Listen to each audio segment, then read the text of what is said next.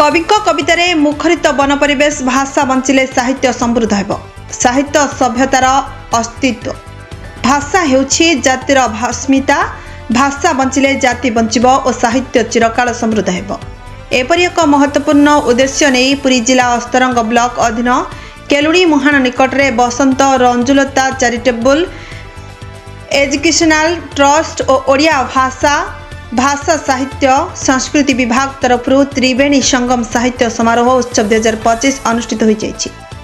एही साहित्य समारोह मुख्य विश्वरंजन विश्वश्री सभापतित्व में अनुष्ठित उद्घाटन उत्सव में अतिथि मध्य अस्तरंग पंचायत समिति अध्यक्षा आरती नायक, पूर्वतन विधायक बाईधर मल्लिक, पूर्वतन नौसेना अधिकारी विद्याधर नायक, जगतसिंहपुर संसद प्रतिनिधि दिवाकर छाटोई, मंडल सभापति इंद्रमणि जेना, पंडित चित्तरंजन मिश्र, प्राची गवेषक त्रिलोचन मिश्र, कृषक नेता अमीय पट्टनायक, शिशुआ सरपंच ज्योत्स्ना राणी, तालदा सरपंच दीपक परिडा प्रमुख उपस्थित थिले।